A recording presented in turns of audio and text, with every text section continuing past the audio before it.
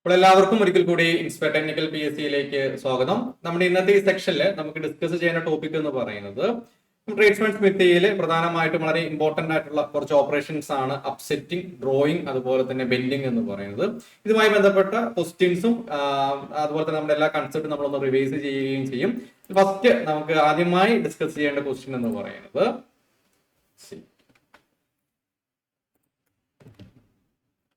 അപ്സെറ്റിംഗുമായി ബന്ധപ്പെട്ട ക്വസ്റ്റ്യൻ ആണ്. ഇതെല്ലാവരും ഒന്ന് ആൻസർ ചെയ്യാം.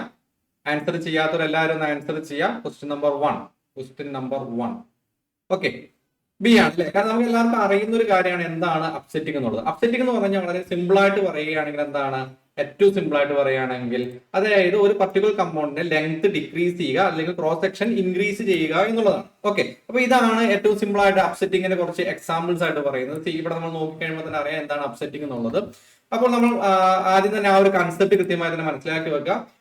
അപ്സെറ്റിംഗ് എന്ന് പറഞ്ഞു കഴിഞ്ഞാൽ ഒരു പർട്ടിക്കുലർ കമ്പോണന്റിന്റെ അല്ലെങ്കിൽ ഇതൊരു ഫോർജിങ് ഓപ്പറേഷൻ ആണ്. അതായത് ഒരു പർട്ടിക്കുലർ കമ്പോണന്റ് ലെങ്ത് എന്ത് ചെയ്യുന്നു, റെഡ്യൂസ് ചെയ്യുന്നു. ഒരു നമുക്ക് ലെങ്ത് റെഡ്യൂസ് ചെയ്യുക എന്ന് പറഞ്ഞാൽ ഓട്ടോമാറ്റിക്കലി എന്ത് ഇൻക്രീസ് ചെയ്തിട്ടുണ്ടാവും, അതിന്റെ ക്രോസ് സെക്ഷൻ ഏരിയ ഇൻക്രീസ് ചെയ്തിട്ടുണ്ടാവും. അപ്പോൾ ആ ഒരു കൺസെപ്റ്റ് മാത്രം കൃത്യമായി മനസ്സിലാക്കി വെച്ചാൽ മതി. അപ്സെറ്റിംഗ് എന്ന് പറഞ്ഞു കഴിഞ്ഞാൽ ലെങ്ത് ഷോർട്ടൺ ചെയ്യുന്നു, ഡയമീറ്റർ എൻലാർജ് ചെയ്യുന്നു. ക്ലിയർ ആണല്ലോ? Shorter length and bigger diameter, അതാണ് ഇതിന്റെ കീവേഡ് എന്ന് പറയുന്നത്. ഇത് പ്രധാനമായിട്ടും 3 ടൈപ്സ് ഉണ്ട്. അതിൽ ഫസ്റ്റത്താണ് എൻഡ് അപ്സെറ്റിംഗ് എന്ന് പറയുന്നത്. ഇവിടെ നിങ്ങൾക്ക് നോക്കാവുന്നതാണ് എൻഡ് അപ്സെറ്റിംഗ്. ഇതാണ് എൻഡ് അപ്സെറ്റിംഗ് എന്ന് പറയുന്നത്. ഇതാണ് എൻഡ് അപ്സെറ്റിംഗ്. എൻഡ് അപ്സെറ്റിംഗ് എന്ന് പറഞ്ഞാൽ എന്താണ്, upsetting the end of a piece of stock എന്ന് പറയാം അല്ലെ? അപ്പൊ ഇതാണ് നമ്മുടെ സ്റ്റോക്ക് എന്ന് പറഞ്ഞാൽ എന്താണ്, നമ്മുടെ മെറ്റീരിയലിനെ നമുക്ക് സ്റ്റോക്ക് എന്ന് പറയാം. അപ്പൊ ഇതാണ് നമ്മുടെ സ്റ്റോക്ക് എന്ന് പറയുന്നത്.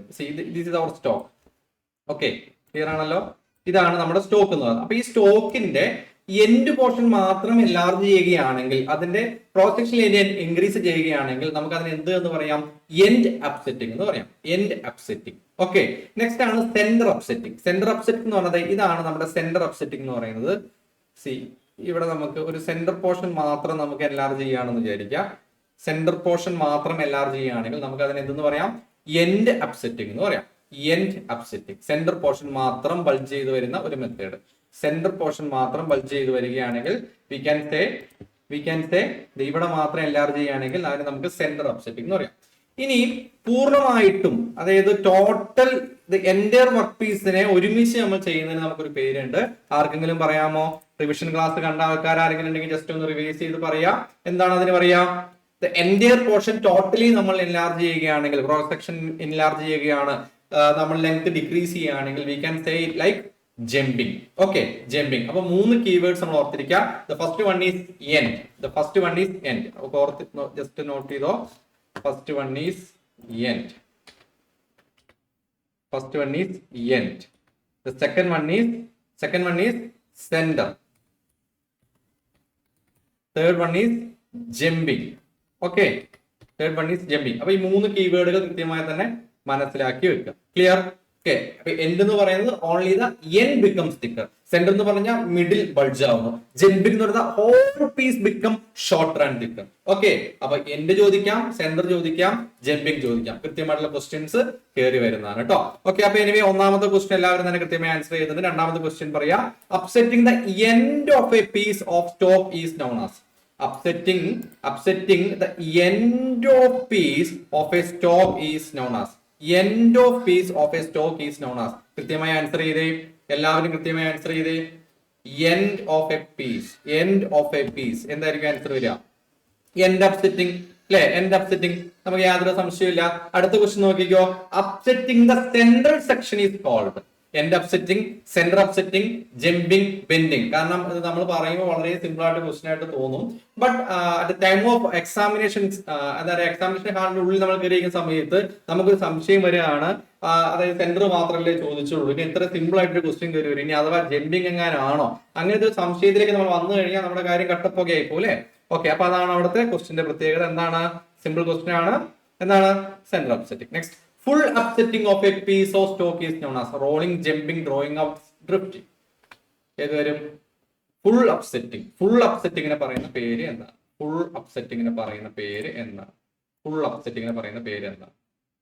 പ്രത്യേകിച്ച് ഡിഫിക്കൽറ്റി ഒന്നുമില്ല. Jumping. Okay, which operation increases cross sectional area? Which operation increases cross sectional area? ഏതൊരു അപ്സെറ്റിംഗ് അല്ലേ? ഇനി നമ്മൾ ഈ അപ്സെറ്റ് ചെയ്യുന്ന സമയത്ത് ഓഫ് കോഴ്സ് കുറച്ച് ഡിഫക്റ്റുകൾ ഉണ്ടാവാനുള്ള പ്രോബബിലിറ്റി ഉണ്ട്. ഓക്കെ, അപ്പൊ അതില് കാരണം നമുക്ക് പ്രധാനമായിട്ടും ഇത് ബക്ലിംഗ് സംഭവിക്കാം അല്ലെ? ബക്ലിംഗ് എന്ന് പറഞ്ഞാൽ എന്താണ്? അപ്സെറ്റ് ചെയ്യുന്ന സമയത്ത് നമ്മുടെ ഈ സ്റ്റോക്ക് എന്ന് പറഞ്ഞാൽ work piece it may be bend distort അല്ലെ? അതായത് ഈവൻലി ഇത് ബൾജ് ആവുന്നതിന് പകരം it may be bend distort ആവാം, അല്ലെങ്കിൽ അതിന്റെ ആ ഒരു യൂണിഫോം സെക്ഷൻ എന്താ പറയാ കീപ്പ് ചെയ്യാതെ വരാം. അപ്പൊ അങ്ങനെയുള്ള പ്രശ്നങ്ങളൊക്കെ ഇതിൽ വരാം. Okay, clear? അതിൽ ഏറ്റവും ഇമ്പോർട്ടന്റ് ആണ് ബക്ലിംഗ് സംഭവിക്കുക എന്നുള്ളത്. അപ്പൊ ഈ ഫസ്റ്റ് ഇമേജ് ആണ്, ഈ കാണിച്ചിരിക്കുന്ന ഇമേജ് ആണ് ബക്ലിംഗ് എന്ന് നമുക്ക് ഉദ്ദേശിക്കുന്നത്. ഇതാണ് ബക്ലിംഗ്.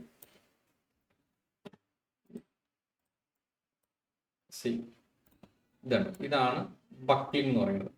ഇതാണ് കണ്ടോ? ഇത് ശരിക്കും പറഞ്ഞു കഴിഞ്ഞാൽ ഇതൊരു യൂണിഫോം സെക്ഷൻ ആയിട്ട് കിട്ടേണ്ടതാണ്. പക്ഷെ ഇത് നോക്കിയേ ഒന്ന് ഔട്ട് ഓഫ് ഷേപ്പ് ആയി മാറുകയാണ് അല്ലെ, അല്ലെങ്കിൽ ബെൻഡായി പോവുകയാണ്. അത് ഇത് എങ്ങനെയാണ് സംഭവിക്കുക? ഒരുപാട് കാരണങ്ങൾ കൊണ്ട് സംഭവിക്കാം. ഒന്ന്, ഈ ലെങ്ത് ഓഫ് ദി സ്റ്റോക്ക് എന്ന് പറയുന്നത് നമ്മുടെ ഡയമീറ്ററിനെക്കാളും 2 to 2.5 ടൈംസ് കൂടുതലാണെന്ന് വിചാരിക്കാം. അതിനെക്കാട്ടും എക്സീഡ് ചെയ്യുകയാണെങ്കിൽ, ഇപ്പൊ ഡയമീറ്റർ നമുക്കൊരു 10 mm ആണ്. ഓക്കെ, ഒരു 10 mm ആണ്. അതിന്റെ ലെങ്ത് ഓഫ് സ്റ്റോക്ക് എന്ന് പറയുന്നത് 60 mm ആണ്. അങ്ങനെ വരുന്ന സമയത്ത് നമ്മൾ എന്ത് ചെയ്യാണ്?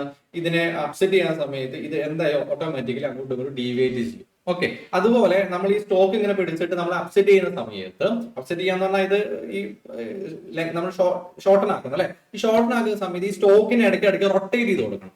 ഓക്കെ, ക്ലിയർ ആണല്ലോ?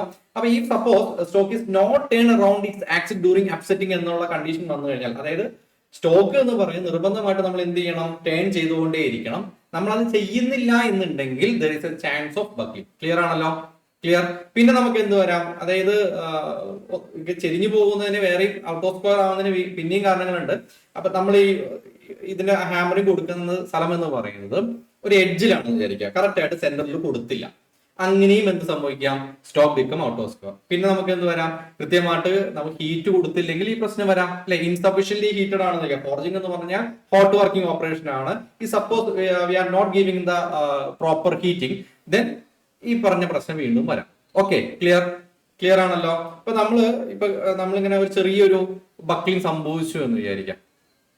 ഓക്കെ, അത് കഴിഞ്ഞിട്ട് നമ്മൾ വീണ്ടും അപ്സെറ്റിംഗ് കണ്ടിന്യൂ ചെയ്ത് കഴിഞ്ഞാൽ ഇത് എൻറ്റയർലി ഈ സംഭവം ഔട്ട് ഓഫ് ഓർഡർ ആയി പോകാൻ അല്ലെങ്കിൽ ഔട്ട് ഓഫ് സ്കോർ ആയി പോകാനുള്ള സാധ്യതയുണ്ട് എന്ന് ഓർത്തിരിക്കാം. ഓക്കെ, അപ്പൊ നമ്മൾ എന്തൊക്കെ ചെയ്യണം? പ്രിവെൻഷൻ എന്തായിരിക്കും? ഒന്ന്, നമ്മുടെ ഈ ലെങ്ത് എന്ന് പറയുന്നത് ഡയമീറ്ററും ലെങ്ത് റേഷ്യോ കൃത്യമായിട്ട് മെയിൻറ്റെയിൻ ചെയ്യാം. നമ്മൾ ഹാമർ ചെയ്യുന്ന സമയത്ത് കൃത്യമായിട്ട് സ്റ്റോക്കിന് റൊട്ടേറ്റ് ചെയ്യാം. കൃത്യമായിട്ട് ഇതിന്റെ സെന്ററിൽ തന്നെ സ്ട്രൈക്ക് ചെയ്യാം. പ്രോപ്പർലി ഹീറ്റ് ചെയ്യാം. Okay, clear? ബക്ലിംഗ് സംഭവിച്ചു കഴിഞ്ഞാൽ വളരെ പെട്ടെന്ന് തന്നെ സ്ട്രൈറ്റൻ ചെയ്യാം. അത് കഴിഞ്ഞ് സ്ട്രൈറ്റൻ ചെയ്യാതെ പിന്നെ നമ്മൾ മുമ്പോട്ട് പോവാതിരിക്കാം. ഇത്രയും കാര്യങ്ങളൊക്കെ ചെയ്തു കഴിഞ്ഞാൽ we can avoid this defect. Clear? Buckling ഞാൻ പറയുന്നത് ഒന്നും നിസ്സാരമായി കാണണ്ട. എല്ലാം തന്നെ ക്വസ്റ്റ്യൻ ആയിട്ട് കയറി വരാനുള്ള പ്രോബബിലിറ്റി ഉണ്ട് എന്ന് ഓർത്തിരിക്കുക. Mark my words. ഒന്നാമത്തേത് എന്ന് പറയുന്നത് always keep length within recommended limit, rotate stock during hammering, strike in the center not edges, heat properly throughout, straighten immediately if buckling begins. ഈ 5 പോയിന്റുകൾ നമ്മുടെ മൈൻഡിൽ ഉണ്ടായിരിക്കണം. എന്താ പറയാ, നമ്മൾ അത് അവോയ്ഡ് ചെയ്യും. Okay, clear? ഇവിടെ എഴുതണമെന്ന് വിചാരിച്ചാണ്, അൺഫോർച്ചുനേറ്റ്ലി പെന്നോർക്കാവില്ല. ഓക്കെ, കുഴപ്പമില്ല. അടുത്തത് ഫോൾഡ് എന്ന് പറയുന്ന ഡിഫക്ട്. ഇതാണ് ഫോൾഡിംഗ് ഡിഫക്ട് എന്ന് പറയുന്നത്. ഇതാണ് നമ്മുടെ ഫോൾഡിംഗ് ഡിഫക്ട്. ഫോൾഡിംഗ് ഡിഫക്റ്റിന്റെ എങ്ങനെ വരുന്നു എന്ന് വെച്ച് കഴിഞ്ഞാല് എന്താ പറയാ, ഈ ഹോട്ട് പീസ് അപ്സെറ്റിന് ശേഷം നമ്മൾ എന്താ പറയാ ഒന്ന് ബെൻഡ് ചെയ്യുമ്പോഴൊക്കെ അല്ലെങ്കിൽ സ്ട്രെയിറ്റൻ ചെയ്യുമ്പോഴൊക്കെ സംഭവിക്കുന്ന ഒരു ടൈപ്പ് ഓഫ് ഡിഫക്റ്റ് ആണ്.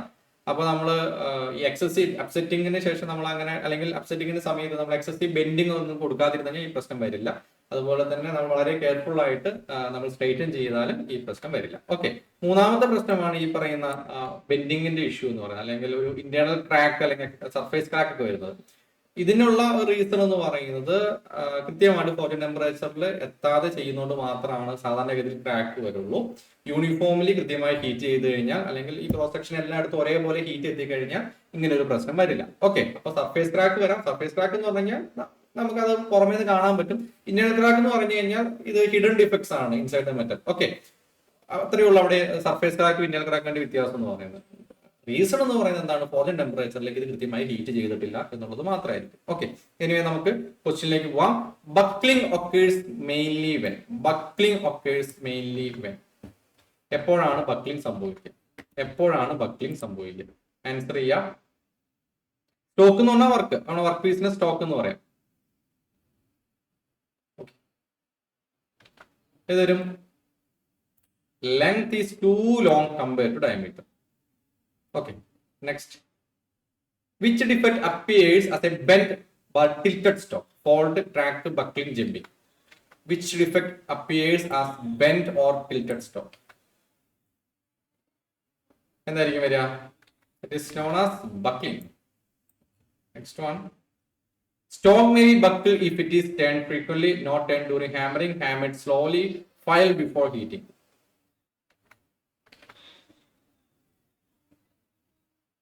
ഏതാണ്? Not turned during. Striking at the edges may cause. Smooth finish, buckling, fullering, annealing. Okay. എല്ലാം അറിഞ്ഞിരിക്കണം. എന്താണ് buckling? A fall is likely to occur when metal is overheated, a bent piece is straightened, a fullering is done, the stock is short. ഏത് വരും?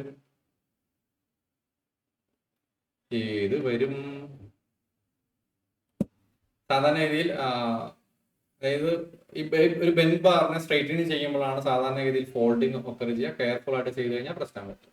A fold appears as smooth curve, wrinkle or crease, deep crack, bulged centre. A fold appears as. Fold എങ്ങനെയാണ് നിങ്ങൾക്ക് കാണാൻ സാധിക്കും? എങ്ങനെയായിരിക്കും അത് ഉണ്ടാവുക? Fold not like a smooth curve, it's a wrinkle അല്ലേ? ഫോൾഡ് എന്താണ്? റിങ്കിൾ, ഒരു ചെറിയ റിങ്കിൾ പോലെയല്ലേ ഉണ്ടാവുക? ഓക്കെ, ഇംപ്രോപ്പർ സ്ട്രൈറ്റനിങ് കൊണ്ട് ഉണ്ടാവുന്ന ചെറിയ റിങ്കിൾ പോലെ വരുന്നതിനെയാണ് എന്ത് പറയുന്നത്? ഫോൾഡ് എന്ന് പറയുന്നത്. Surface and internal cracks occurs due to over heating, not heating enough, using a power hammer, using mild steel. എന്തുകൊണ്ടായിരിക്കും? അതായത് ഇനഫ് ഹീറ്റിംഗ് ഇല്ലെങ്കിലാണ് ഈ പ്രശ്നം വരുള്ളൂ.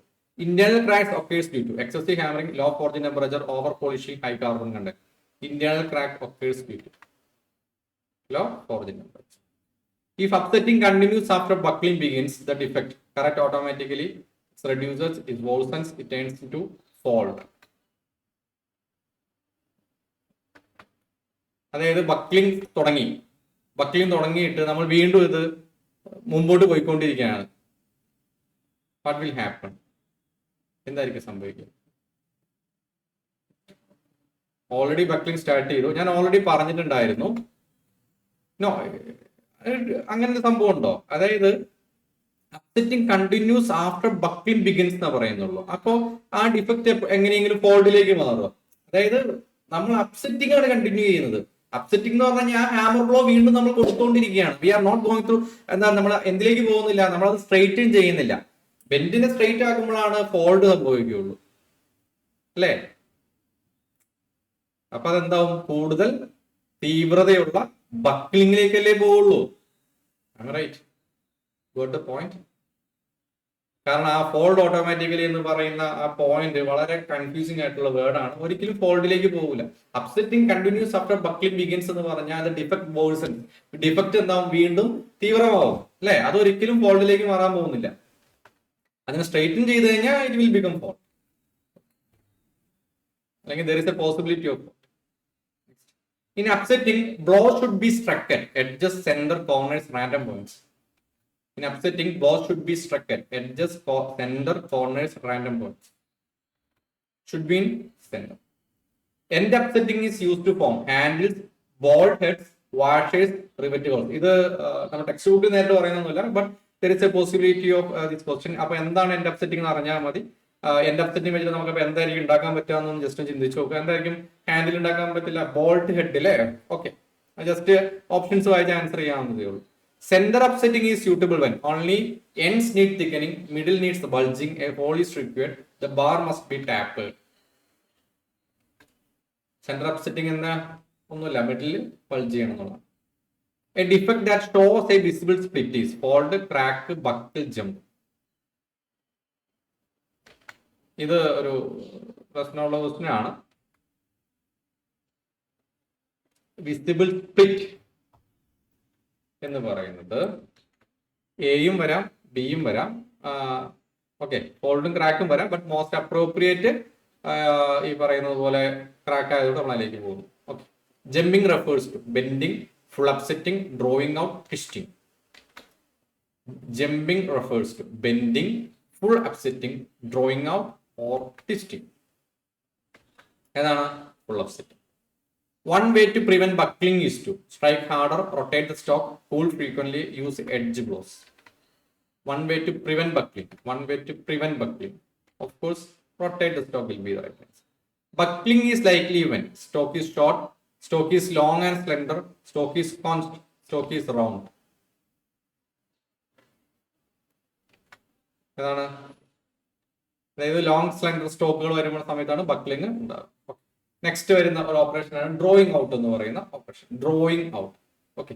എനിവേ ഈ ഒരു ക്വസ്റ്റ്യൻ നിങ്ങൾ ആൻസർ ചെയ്യുക. Then I will explain the things. Drawing out is a forging operation used to increase length and reduce cross section, reduce length and increase of cross section, form holes in a hot metal, produce threads. Okay. Cross section reduce ചെയ്ത് length increase ചെയ്യുന്ന ഈ process അറിയപ്പെടുന്ന പേരാണ് drawing out. അത് നമുക്ക് എല്ലാവർക്കും അറിയുന്ന കാര്യങ്ങൾ തന്നെയാണ്. ഓക്കെ. ക്ലിയർ ആണല്ലോ? നമുക്ക് അങ്ങനെ വലിയ ഡിഫിക്കൽറ്റി ഉള്ള കാര്യമൊന്നുമല്ല. ബട്ട് നമ്മൾ അറിഞ്ഞിരിക്കേണ്ട ഒരു കാര്യം എന്ന് പറയുന്നത് ഡ്രോയിങ് ഔട്ട്, അല്ലെ? ഡ്രോയിങ് ഔട്ട് കുറച്ച് കാര്യങ്ങൾ കൂടുതൽ പഠിക്കാനുള്ള ഒരു പ്രോസസ് ആണ് ഡ്രോയിങ് ഔട്ട് എന്ന് പറയുന്നത്. ഓക്കെ. അപ്പോൾ നമ്മൾ ഈ ക്ലാസ് കഴിയുമ്പോൾ അല്ലെങ്കിൽ ക്വസ്റ്റ്യൻ ഒക്കെ ഡിസ്കസ് ചെയ്ത് കഴിയുമ്പോഴേക്കും നമ്മൾ എന്ത് ചെയ്യണം? ഡ്രോയിങ് ഔട്ടുമായി ബന്ധപ്പെട്ട് എല്ലാ കാര്യങ്ങളും നമ്മളൊന്ന് റിവൈസ് ചെയ്ത് കഴിഞ്ഞിട്ടുണ്ടാവണം. ഓൾറെഡി റെക്കോർഡ് ക്ലാസ് കണ്ടു എന്ന് തന്നെയാണ് ഞാൻ വിശ്വസിക്കുന്നത്. നിർബന്ധമായിട്ട് അത് കാണാം. ഓക്കെ. ഇപ്പോൾ ഡ്രോയിങ് ഔട്ട് എന്ന് പറഞ്ഞാൽ initially it's a forging operation. ഇതൊരു ഹോട്ട് വർക്കിംഗ് ആണ്. In this operation what we are going to do, the cross section of piece of stock is reduce. അല്ലേ? നമ്മൾ നേരത്തെ ഇൻക്രീസ് ആണെങ്കിൽ ഇവിടെ നമ്മൾ റെഡ്യൂസ് ചെയ്യാൻ പോവാണ്. അപ്പൊ ഓട്ടോമാറ്റിക്കലി ഇത് എന്താ, നമ്മളിങ്ങനെ വലിച്ചു നീട്ടുമ്പോൾ the length of the piece is increased. Okay. Clear? Length of the piece is increase. അപ്പം നമ്മൾ ഒറ്റയടിക്ക് നമ്മളൊരു ഹോട്ട് മെറ്റലിനെ നേരെ പിടിച്ച് വലിച്ച് ചെറുതാക്കാൻ നോക്കിക്കഴിഞ്ഞാൽ there is a chance of failure, അല്ലെ? അപ്പൊ നമ്മൾ ഇത് കുറച്ച് ഇന്റർമീഡിയറ്റ് സ്റ്റെപ്പ് വഴിയാണ് ചെയ്യുള്ളൂ. ഒറ്റയടിക്ക് നമ്മൾ അങ്ങനെ ചെയ്യില്ല. അതായത് ഒരു സ്റ്റോക്കിനെ, സ്റ്റോക്ക് എന്ന് പറഞ്ഞാൽ വർക്ക് പീസ് ആണ്, നിങ്ങൾ ആദ്യം മനസ്സിലാക്കി വെക്കുക. Change stock from thick to thinner section step by step. Okay.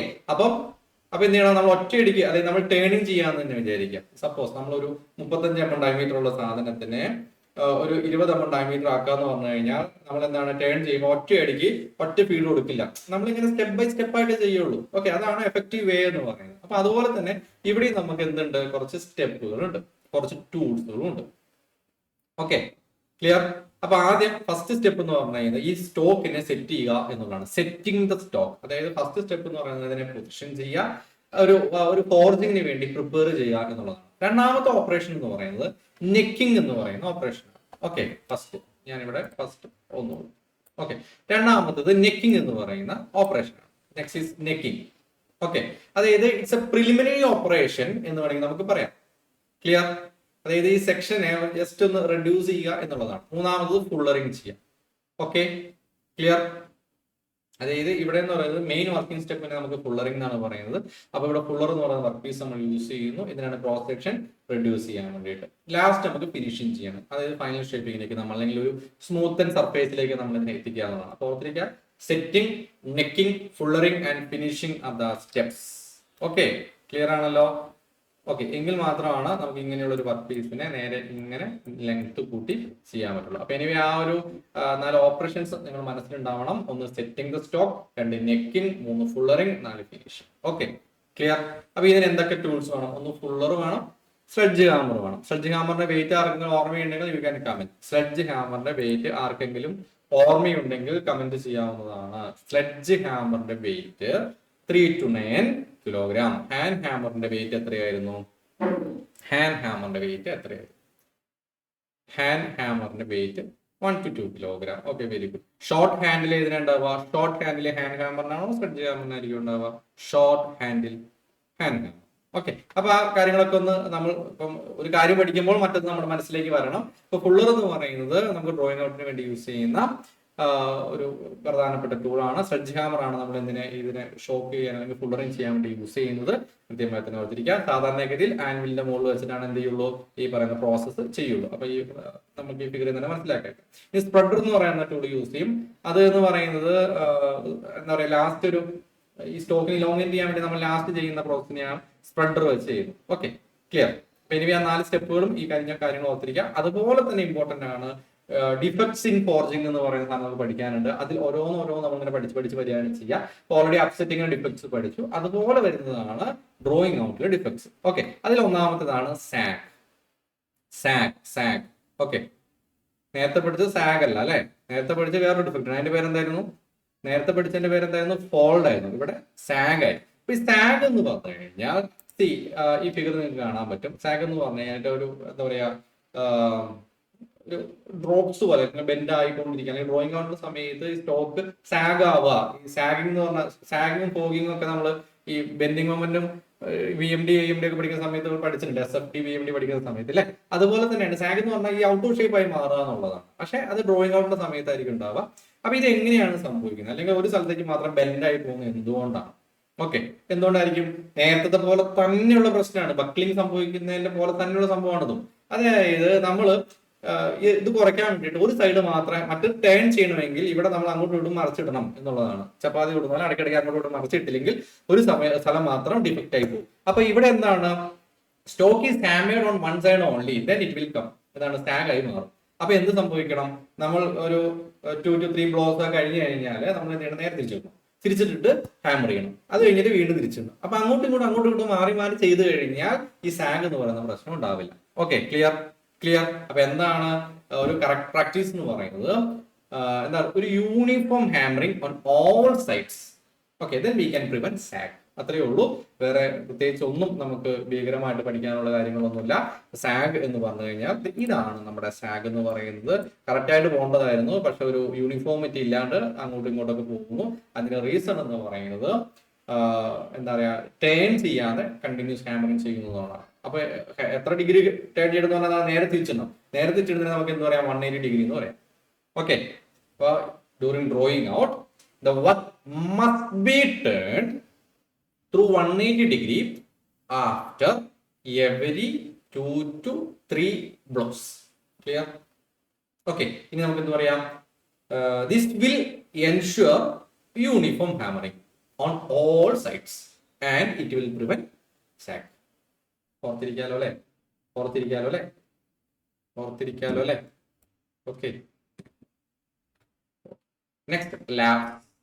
This is called labs.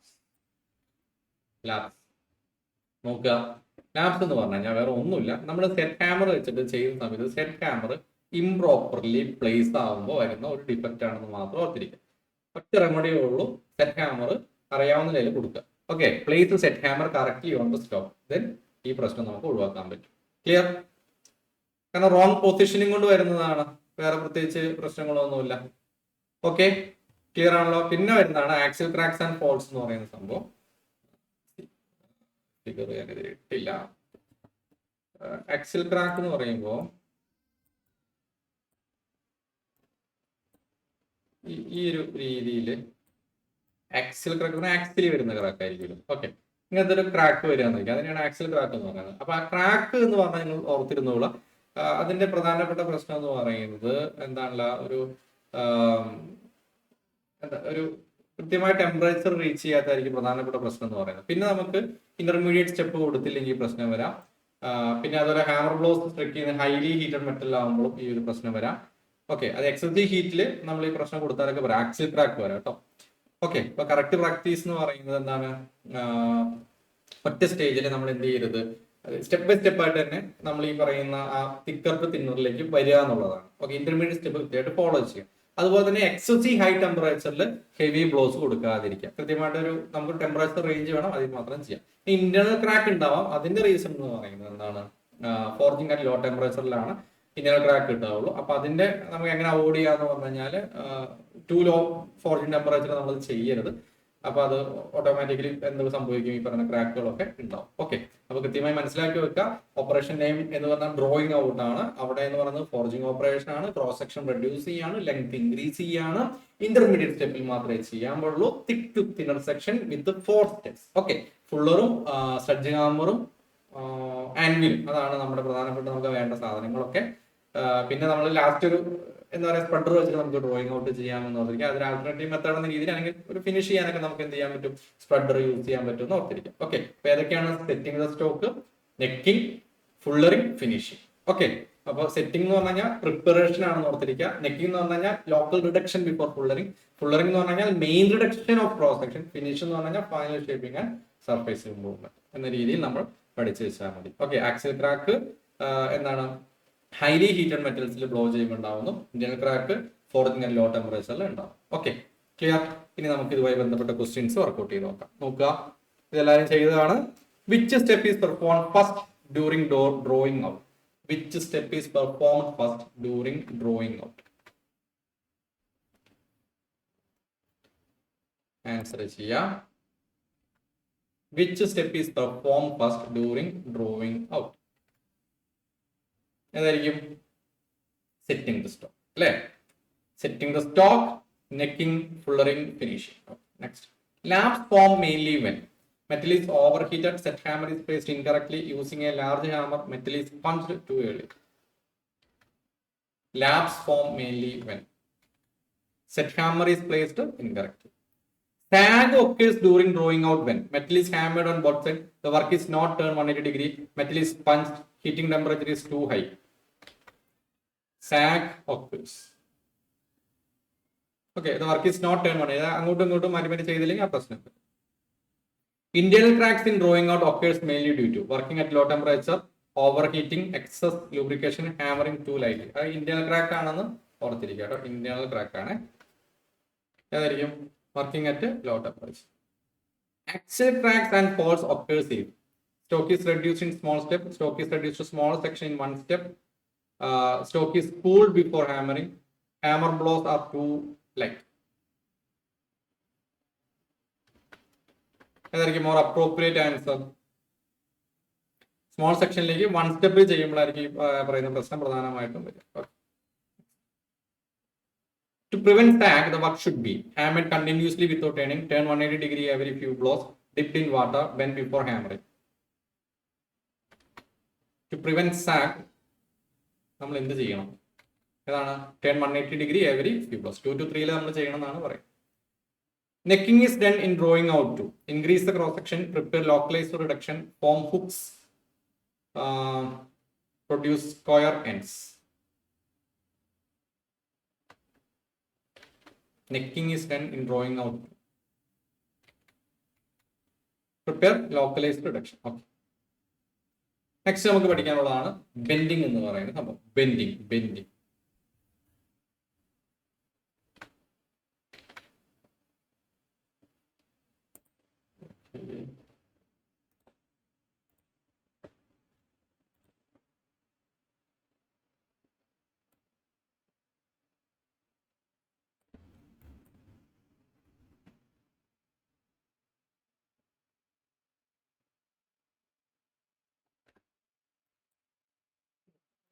ആയിക്കോട്ടല്ലേ.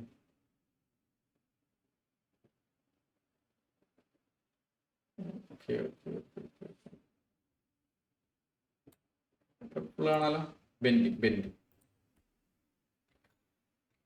എന്താണ് ബെൻഡിങ് എന്ന് പറയുന്നത്? What is bending in forging? ഫോർജിങ്ങിന്റെ കേസിൽ ബെൻഡിങ് എന്ന് പറഞ്ഞാൽ എന്താണ്? ഓക്കെ, ബെൻഡിങ് ആൻഡ് ട്വിസ്റ്റിംഗ് എന്ന് പറഞ്ഞു കഴിഞ്ഞാൽ രണ്ട് സാധനം നമുക്ക് കൃത്യമായി പഠിക്കാനുള്ളത്. അതായത് ഒരു ചിപ്ലെസ് ഷേപ്പിംഗ്, അതായത് നമ്മൾ കട്ടൊന്നും ചെയ്യുന്നില്ല, നമ്മൾ ഒരു സാധനത്തിന് ഷേപ്പ് ചെയ്തെടുക്കുകയാണ്. അതായത് മെറ്റീരിയൽ ഡിഫോം ചെയ്യുന്നു, ഒരു പർട്ടിക്കുലർ ഷേപ്പിലേക്ക് മാറ്റിയെടുക്കുകയാണ്. അപ്പൊ ഈ ബെൻഡ് ചെയ്യുന്ന സമയത്ത് എന്താ സംഭവിക്കാം? എക്സ്റ്റേണൽ ഗ്രെയിൻ സ്ട്രക്ചർ ലെങ്തൻ ചെയ്യും അല്ലെ? നമ്മൾ സാധനം ബെൻഡ് ചെയ്യാന്ന് പറഞ്ഞാൽ എക്സ്റ്റേണൽ ഗ്രെയിൻ സ്ട്രക്ചർ ലെങ്തൻ ചെയ്യുന്നു, ഇന്റേണൽ ഗ്രെയിൻ സ്ട്രക്ചർ ഷോർട്ടൺ ചെയ്യുന്നു. Okay, clear. അതായത് ഔട്ടർ സർഫേസ് സ്ട്രെച്ച് ചെയ്യും, ഇന്നർ സർഫേസ് കംപ്രസ് ചെയ്യും. അതാണ് ഈ കൺസെപ്റ്റ് എന്ന് പറയുന്നത്. ക്ലിയർ ആണല്ലോ? അതുപോലെ ബെൻഡിങ് എന്ന് പറയുന്നത് simultaneously create tension in outside and compression in inside. അതാണ് ഒരു ബേസിക് കൺസെപ്റ്റ് എന്ന് പറയുന്നത്. കാരണം നമുക്ക് ബെൻഡിങ് ടെക്നോമെട്രിക്സ് ബെൻഡിങ് എന്നൊക്കെ പറഞ്ഞാൽ അത്യാവശ്യം നല്ല രീതിയിൽ പഠിക്കാനുള്ള ഒരു പ്രോസസ്സാണ്. ഇവിടെ നമുക്ക് അത്രയും കാര്യങ്ങളൊന്നുമില്ല.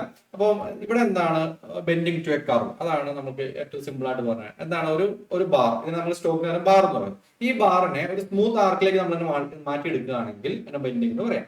അപ്പൊ എന്തിനാണ് റിംഗ് പോലെ സാധനം ഉണ്ടാക്കാൻ, ക്ലാമ്പുകൾ ഉണ്ടാക്കാൻ, ഹാൻഡിൽ ഉണ്ടാക്കാൻ, കർവ് ആയിട്ട് കമ്പോണൻസ് ഉണ്ടാക്കാൻ, ഇതിനൊക്കെ നമുക്ക് എന്ത് ചെയ്യണം, പല ബാറുകളെയും നമുക്ക് ഈ ഷേപ്പ് ചെയ്ത് നമ്മുടെ ആ ഒരു ഷേപ്പിലേക്ക് എത്തിക്കേണ്ടി വരും. ഓക്കെ, അപ്പൊ ഇത് സാധാരണ ഇതിൽ കോൾ ബെൻഡിങ് ഉണ്ട്, അതുപോലെ തന്നെ ഹോട്ട് ബെൻഡിങ് ഉണ്ട്. അല്ലെങ്കിൽ നമ്മൾ ഹീറ്റ് ട്രീറ്റ്മെന്റ് റീക്രസ്റ്റന്റ് ടെമ്പറേച്ചറിന് മുകളിലായിരിക്കും നമുക്ക് ഇത് ചെയ്യാൻ എളുപ്പം. ഓക്കെ, കാരണം അല്ലെങ്കിൽ ഇത് വളഞ്ഞങ്ങോട്ട് കിട്ടില്ല. ക്ലിയർ ആണല്ലോ? ക്ലിയർ. ഇനി നമുക്ക് ഈ കോൾ ബെൻഡിങ് ചെയ്യുന്ന സ്ഥലങ്ങൾ കണ്ടു കഴിഞ്ഞാല് ഏറ്റവും സിമ്പിൾ ആയിട്ട് ഇപ്പൊ നമുക്കറിയാം, നമ്മൾ ഈ ഇത് ചെയ്യുന്നില്ലേ, നമ്മൾ വറക്കേണ്ട സമയത്ത് നമ്മൾ ഇത്, നിങ്ങളൊരു കൺസ്ട്രക്ഷൻ നടക്കുന്ന സ്ഥലത്ത് പോയി നോക്കിയാൽ മതി, ഇങ്ങനത്തെ കുറെ റിങ്ങുകൾ ഉണ്ടാക്കും. അവർ അപ്പൊ തന്നെ ഇതുപോലത്തെ ഒരു സെറ്റപ്പ് ഉണ്ടാക്കിയിട്ട് ടപ്പേന്ന് ചെയ്തുകൊണ്ടിരിക്കുന്നതാണ്. റിങ്ങുകൾ ഉണ്ടാക്കുന്ന കാണാൻ പറ്റും. കണ്ടിട്ടുണ്ടോ ആരെങ്കിലും? എപ്പോഴും ശ്രദ്ധിച്ചിട്ടുണ്ടോ? ഏറ്റവും സിമ്പിൾ ആയിട്ട് നമ്മൾ പറയുകയാണെങ്കിൽ ഫോർക്ക് ടൂളൊക്കെ വെച്ചിട്ടോ, അല്ലെങ്കിൽ അവിടെ എന്ന് പറയുന്നത് ഫോർക്ക് ടൂൾ എന്നല്ല, നമ്മൾ അപ്പൊ തന്നെ ഒരു എന്ത് ചെയ്യുന്നു, ഒരു മരത്തിന്റെ ഒരു ഫിക്സർ അപ്പൊ തന്നെ ഉണ്ടാക്കിയെടുക്കുന്നു, രണ്ട് സംഭവം അടിക്കുന്നു, ചടപടയുന്ന പരിപാടി ചെയ്യുന്നു അല്ലെ? ക്ലിയർ. ബെൻഡിങ് ബ്ലോക്ക് എന്നൊക്കെ നമുക്ക് പറയാം. ബട്ട് അവിടെ വളരെ സിമ്പിൾ ആയിട്ട് നമ്മുടെ പ്രാക്ടിക്കൽ ആപ്ലിക്കേഷനിൽ അപ്പോൾ അവിടെയുള്ള ആൾക്കാർ ചെയ്യുന്നത് നമുക്ക് കാണാൻ പറ്റും, വളരെ സിമ്പിൾ ആയിട്ട്. റൈറ്റ്. അപ്പൊ അത് തന്നെയാണ് നമ്മൾ കുറച്ചും കൂടി ഇലാബറേറ്റ് ചെയ്ത് കുറച്ച് ടെക്നിക്കൽ ടേംസ് ഒക്കെ വെച്ച് പഠിക്കുന്നതേ ഉള്ളൂ. അപ്പൊ ബെൻഡിങ് ടു ആൻ ആംഗിൾ എന്ന് പറയുന്നത് നമുക്ക് വളരെ ഷാർപ്പ് ആംഗിളിൽ നമുക്ക് ഫ്രെയിംസ് ഉണ്ടാക്കിയെടുക്കാൻ വേണ്ടി, ഹിഞ്ചസ് ഉണ്ടാക്കി, സ്ട്രക്ചർ ഷേപ്പ് ഉണ്ടാക്കിയെടുക്കാൻ വേണ്ടി ഒക്കെ നമുക്ക് എന്ത് ചെയ്യാൻ പറ്റും, ഒരു ആംഗിളിൽ നമുക്ക് ഇതിനെ ബെൻഡ് ചെയ്യണം. അപ്പൊ ഇത് നമുക്ക് വെറുതെ അങ്ങ് ചെയ്യാൻ പറ്റില്ല. നമുക്ക് കുറച്ച് ബെൻഡിങ് ടൂൾസ് നമുക്കൊരു എഞ്ചിനീയേഴ്സിനെ സംബന്ധിച്ച് ആവശ്യമാണ്.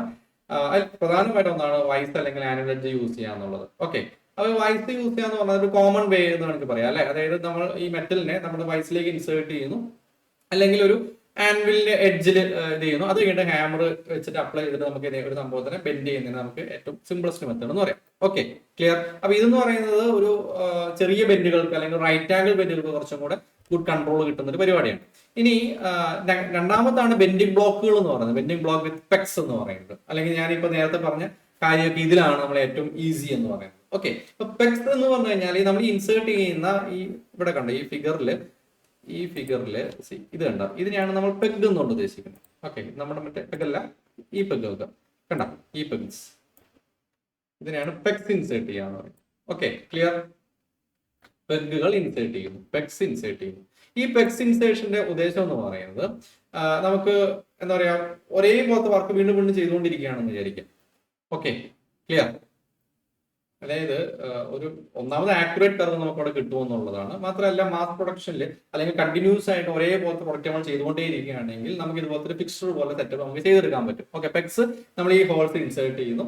എന്നിട്ട് ഈ വർക്ക് പീസിനെ നമുക്ക് സെലക്ടഡ് പെക്സിന്റെ ഇടയിലൂടെ വെച്ചിട്ട് ഒരു ലിവർ യൂസ് ചെയ്ത് നമുക്ക് എന്ത് ചെയ്യാൻ പറ്റും, അറൌണ്ട് ദി പെക്സിൽ നമുക്ക് ഇതിനെ പ്രിസൈസ് ബെൻഡുകൾ റിപ്പീറ്റബിൾ ഷേപ്പിൽ നമുക്ക് ഉണ്ടാക്കി എടുത്തുകൊണ്ടേ ഇരിക്കാൻ പറ്റും. ഓക്കെ, അപ്പൊ നോർമലി യൂസ് ചെയ്യുന്ന വളരെ എഫക്റ്റീവ് ആയിട്ടുള്ള ഒരു മെത്തേഡാണ് ഈ പറയുന്ന ബെൻഡിങ് ബ്ലോക്ക് വിത്ത് പെക്സ് എന്ന് പറയുന്നത്. ഓക്കെ, നെക്സ്റ്റ് ആണ് ആനുവൽ ഹോളിൽ, ഹാഡി ഹോളിൽ നമ്മൾ ഈ പറയുന്ന ഒരു ടൂൾ ഇൻസേർട്ട് ചെയ്തിട്ട് നമ്മൾ എന്ത് ചെയ്യുന്നത്, ബെൻഡ് ചെയ്യുന്ന മെത്തേഡ് എന്ന് പറയുന്നത്. Okay, clear. അതായത് റിങ്സോ അല്ലെങ്കിൽ മാൻഡ്രൽസോ നമ്മൾ ഇതിലേക്ക് ഇൻസേർട്ട് ചെയ്തിട്ട് ഹാഡി ഹോൾ ഇൻസേർട്ട് ചെയ്തിട്ട് നമ്മൾ ചെയ്യുന്ന ഒരു മെത്തേഡ്. ഓക്കെ, അപ്പോൾ സർക്കുലർ ഷേപ്സോ ഒക്കെ നമുക്ക് കുറച്ചും കൂടെ കൺസിസ്റ്റന്റ് കർവുകൾ ഉണ്ടാക്കിയെടുക്കാൻ വേണ്ടി നമുക്ക് എന്ത് ചെയ്യാൻ പറ്റും, ഈ ഹാഡി ഹോളിൽ നമുക്ക് ഈ പറയുന്ന മാൻഡ്രൽസ് പ്ലേസ് ചെയ്തിട്ട് നമുക്ക് ചെയ്യാൻ പറ്റും.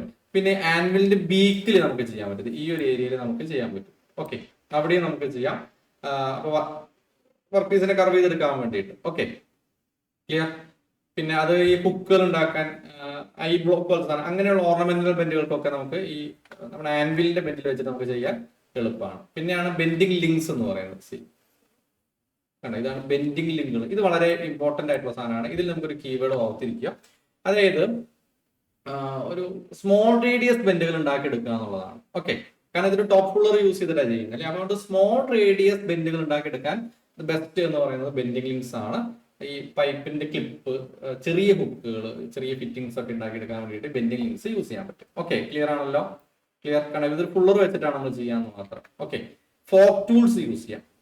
ഫോർക്ക് ടൂൾസ്, ഇതാണ് ഫോർക്ക് ടൂൾ യൂസ് ചെയ്യാന്ന് പറയുന്നത്. ഫോർക്ക് ടൂൾസ്, റൗണ്ട് സ്റ്റീൽ ബാറുകളെ പിന്നെ ഇതാണ് നമ്മൾ ഏറ്റവും കൂടുതൽ കണ്ടിട്ടുള്ള സംഭവം എന്ന് പറയുന്നത്. ഈ ഫോർക്യൂള് എന്ന് ഒരു റൗണ്ട് സ്റ്റീൽ ബാറുകളെ അത് ഓർത്തിരിക്കുക, round steel bars. Okay, clear. അതായത് ഇതിനെ ഫ്ലാറ്റൻ ചെയ്യാൻ വളരെ പെട്ടെന്ന് തന്നെ നമുക്ക് എന്ത് ചെയ്യാൻ പറ്റും, ഫോർക്യൂൾസ് വെച്ചിട്ട് റൗണ്ട് സ്റ്റീൽ ബാറുകൾ, ഇത് കണ്ടത് ഇത് സ്റ്റീൽ ബാർ, അതുകൊണ്ടാണ് അങ്ങനെ പറയുന്നത്. റൗണ്ട് സ്റ്റീൽ ബാറുകളെ ഈസി ആയിട്ട് ബെൻഡ് ചെയ്യാൻ വേണ്ടി യൂസ് ചെയ്യും. ഓക്കെ, ക്ലിയർ ആണല്ലോ. പിന്നെ നമുക്ക് ബോൾസ്റ്റർ സ്റ്റേജസ് യൂസ് ചെയ്യാം. ഇതാണ് ബോൾസ്റ്റർ സ്റ്റേജ് എന്ന് പറയുന്നത്. ഇതുപോലെ തന്നെ ഉണ്ടാവും. ഇതെന്ന് പറയുന്നത് എന്താണ്, റൗണ്ട് സ്റ്റീൽ ബാറുകളെയോ ഫ്ലാറ്റ് പീസുകളെയോ ഒക്കെ ചെറുതായിട്ട് ഒരു ചെറിയ ഹുക്ക് പോലെ ഉണ്ടാക്കി എടുക്കാനൊക്കെ നമുക്ക് ബോൾസ്റ്റർ സ്റ്റേജുകൾ യൂസ് ചെയ്യാം. ഓക്കെ, പിന്നെ നമുക്ക് ബെൻഡിങ് ഡൈസ് യൂസ് ചെയ്യാൻ പറ്റും. അതൊക്കെ എന്താണ് ഈ ടോപ്പ് ഫുള്ളർ ഒക്കെ വെച്ചിട്ട് തന്നെ ചെയ്യുന്ന ഒരു മെത്തേഡാണ്. പിന്നെ നമുക്ക് ട്വിസ്റ്റിംഗ് എന്ന് പറയുന്ന സംഭവം. ഓക്കെ, ട്വിസ്റ്റിംഗ് അതിന്റെ കൂടെ തന്നെ നമുക്ക് ഈ ബെൻഡിങ്ങിന്റെ കൂടെ തന്നെ പറഞ്ഞു പോകുന്നതാണ് സ്ക്രോൾ ബെൻഡിങ് എന്ന് പറയുന്നത്. ഇതാണ് സ്ക്രോൾ ബെൻഡിങ്. സി, ഇവിടെ നമുക്ക് സംഭവങ്ങൾ വെക്കും. അപ്പൊ ഇത് ഇൻസേർട്ട് ചെയ്യും. കാരണം ഒരു ജിഗ് വെച്ചിട്ടാണ് നമ്മളിത് സാധാരണഗതി ചെയ്യുക.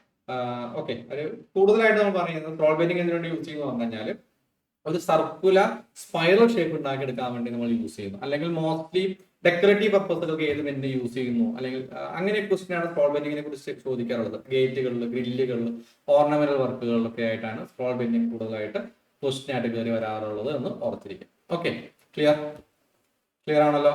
ഇതാണ് പിന്നെയാണ് നമുക്ക് ട്വിസ്റ്റിംഗ് എന്ന് പറയുന്ന സംഭവം വരുന്നത്. ട്വിസ്റ്റിംഗ് എന്ന് പറഞ്ഞാൽ എന്താണ്, നമ്മൾ വർക്ക് പീസിന് നമ്മളൊന്ന് ട്വിസ്റ്റ് ചെയ്തു എന്ന് വിചാരിക്കാം. അപ്പൊ ആക്ച്വലി ട്വിസ്റ്റിംഗ് കൊടുക്കുന്നത് എന്തിനാണ്, ഒരു അഡീഷണൽ സ്ട്രെങ്ത് കൊടുക്കുക എന്നുള്ളതാണ്. ഓക്കെ, ആക്ച്വലി ഡെക്കറേറ്റീവ് പാറ്റേൺസ് നമുക്ക് തോന്നുമെങ്കിലും ആക്ച്വലി ഇതിന് എന്ത് കൊടുക്കുന്നുണ്ട്, ഒരു അഡീഷണൽ സ്ട്രെങ്ത് വർക്ക് പീസിന് കൊടുക്കുന്നുണ്ട്. ഓക്കെ, അപ്പൊ ഏത് മെറ്റീരിയലാണ് നമുക്ക് എന്ത് ചെയ്യാൻ പറ്റും, ട്വിസ്റ്റ് ചെയ്യാൻ പറ്റും. അത് വളരെ ഇമ്പോർട്ടന്റ് ആണ്. അതിന് മെറ്റീരിയൽ സൂട്ടബിൾ ഫോർ ട്വിസ്റ്റിംഗ് എന്നുള്ളത് വളരെ ഇമ്പോർട്ടന്റ് ആണ്. അപ്പൊ MS ഫ്ലാറ്റ് ബാറുകൾ ഒരു 6 mm അതിൽ താഴെ ലെസ് തിക്നെസ് ഉള്ളതും ഒരു 40 mm വിഡ്ത്തോ അല്ലെങ്കിൽ 40 mm താഴെ വിഡ്ത്ത് ഉള്ളതാണ് നമുക്ക് ട്വിസ്റ്റ് ചെയ്യാൻ പറ്റുള്ളൂ under cold condition. Okay, clear ആണല്ലോ. ഓക്കെ, അപ്പൊ ഈ സ്ക്വയർ റോഡ്സ് നമുക്ക് എന്ത് ചെയ്യാൻ പറ്റും, ട്വിസ്റ്റ് ചെയ്യാൻ പറ്റും. പിന്നെ നമുക്ക് വരുന്നതാണ് ഒരു അപ് ടു 12 mm സ്റ്റോക്കുകൾ. ഓക്കെ, മറ്റേത് നമ്മൾ സ്ക്വയർ റോഡിന് ഇപ്പൊ ഒരു അപ് ടു 12 mm സ്റ്റോക്കുകൾ നമുക്ക് ഡൈ ആയിരിക്കണം ഉദ്ദേശിക്കുന്ന ഡയമണ്ട് എടുത്ത് നമ്മളോട് പറഞ്ഞിട്ടൊന്നുമില്ല, but it will be ഡയ.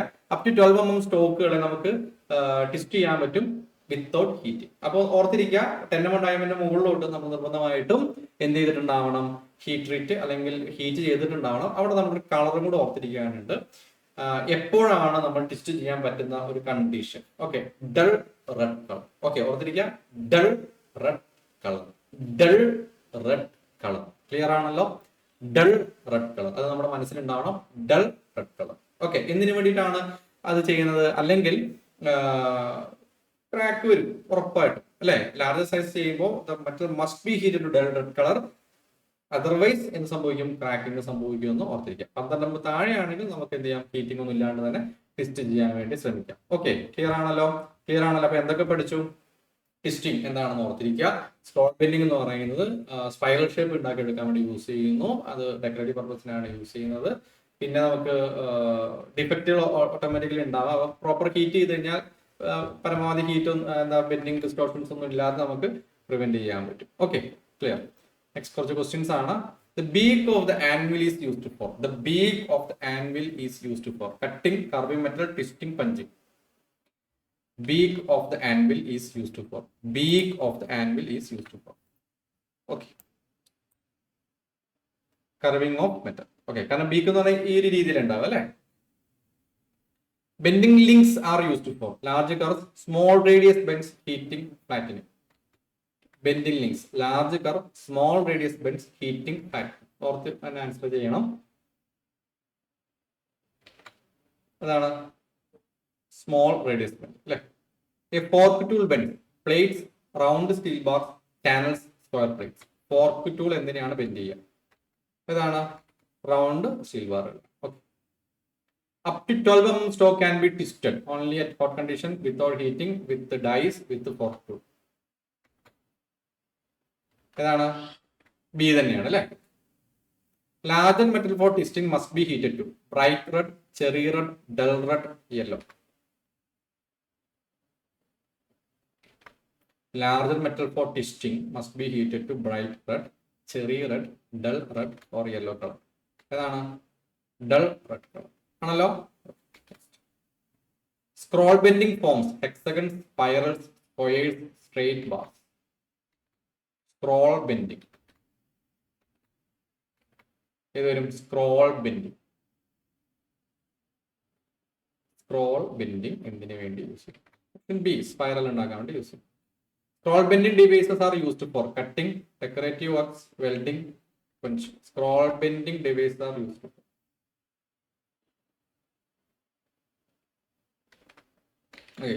Options are pora.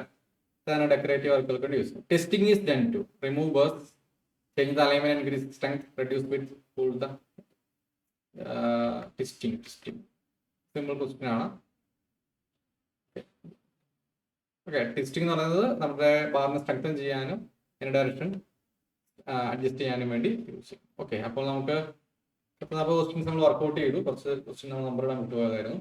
Okay, anyway 3 പ്രോസസ്സുകളെ കുറിച്ച് നമ്മൾ വളരെ ഡീറ്റെയിൽ ആയിട്ട് തന്നെ നിങ്ങളൊന്ന് റിവൈസ് ചെയ്തിട്ടുണ്ടായിരുന്നു. അങ്ങനെ വലിയ ഇഷ്യൂസ് ഇല്ലാണ്ട് തന്നെ എല്ലാവരും ആൻസർ ചെയ്തിട്ടുണ്ട്. അങ്ങനെ വലിയ ഡിഫിക്കൽറ്റി ഉള്ള ഒരു പോർഷനും അല്ല, സിമ്പിൾ ആയിട്ടുള്ള പോർഷനാണ്. അപ്പോൾ എല്ലാവരും എന്ത് ചെയ്യുക, നന്നായിട്ട് തന്നെ ക്വസ്റ്റ്യൻസ് ഒന്ന് വെറുതെ വായിച്ചു നോക്കുക. ഈ ക്വസ്റ്റ്യൻ നിങ്ങൾ വെറുതെ ഒന്ന് സ്ക്രോൾ ഡൗൺ ചെയ്താൽ തന്നെ you will get the all idea. അത്യാവശ്യം എല്ലാ ഭാഗത്തുനിന്നുള്ള ക്വസ്റ്റ്യൻസ് നമ്മൾ വർക്ക്ഔട്ട് ചെയ്തിട്ടുണ്ട്. ദെൻ അടുത്ത ക്ലാസ് ടോപ്പിക്ക് ഞാൻ പറയാം. 3ാമത്തെ മൊഡ്യൂളിൽ 2 ടോപ്പിക്ക് നമ്മൾ പുതിയതായിട്ട് എടുക്കേണ്ടതുണ്ട്. ഞാൻ രാവിലെ തന്നെ റെക്കോർഡ് ക്ലാസ് ആയിട്ട് അപ്ഡേറ്റ് ചെയ്യാൻ വേണ്ടി ശ്രമിക്കുന്നതായിരിക്കും. ഓക്കെ, അപ്പോൾ നമുക്ക് നാളത്തെ ക്ലാസ് കാണാം. അതുവരേക്കും തൽക്കാലം ബൈ. നോർമൽ സേഫ്റ്റി നോക്കിയാൽ മതി.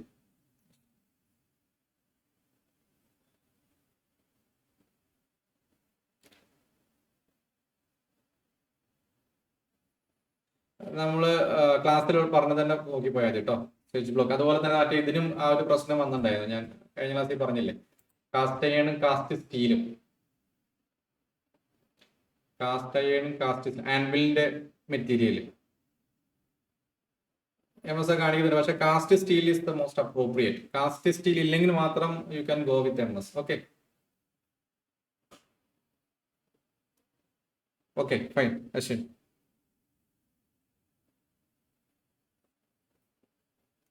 കാസ്റ്റ് സ്റ്റീലും MS-ഉം ഓപ്ഷൻ വന്നിട്ട് MS ആൻസർ വരില്ല.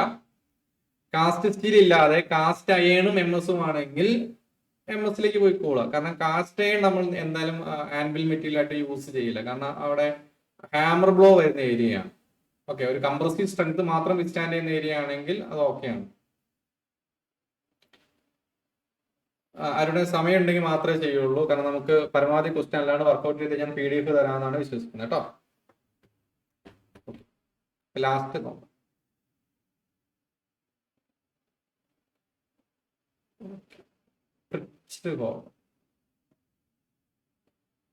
നോക്കട്ടെ കേട്ടോ, ഞാൻ നോക്കിയിട്ട് പറയാവേ. സാധാരണ പഞ്ച് ഹോളും ഡ്രിഫ്റ്റും ആണ് നമുക്ക് പഠിക്കാനുള്ളത്. Punch hole for creating hole, drift to enlarge the hole, അതാണ് നമുക്ക് പഠിക്കാനുള്ളൂ.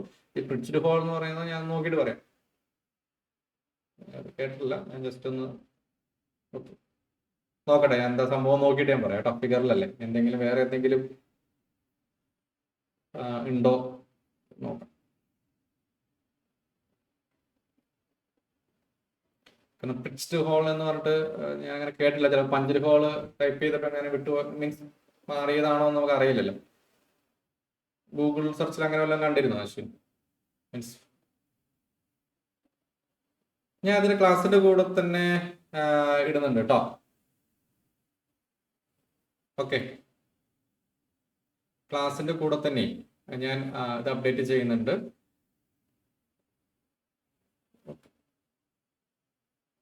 Okay right. ഞാൻ പറഞ്ഞില്ല, അത് അങ്ങനത്തെ ഒരു കറക്റ്റ് ടൈം ഉണ്ടോ എന്ന് നോക്കണം എന്നാണ് ഞാൻ പറഞ്ഞത്.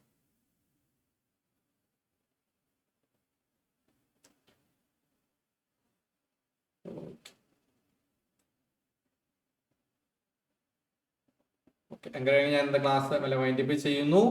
എന്തെങ്കിലും വേറെ എന്തെങ്കിലും ഡൗട്ട്സ് ഉണ്ടെങ്കിൽ ജസ്റ്റ് ഒന്ന് വാട്സാപ്പിൽ മെസ്സേജ് അയച്ചിട്ടേരെ, ഞാൻ നോക്കാം. അപ്പോൾ നമുക്ക് നാളത്തെ ക്ലാസ് കാണാം. ബൈ.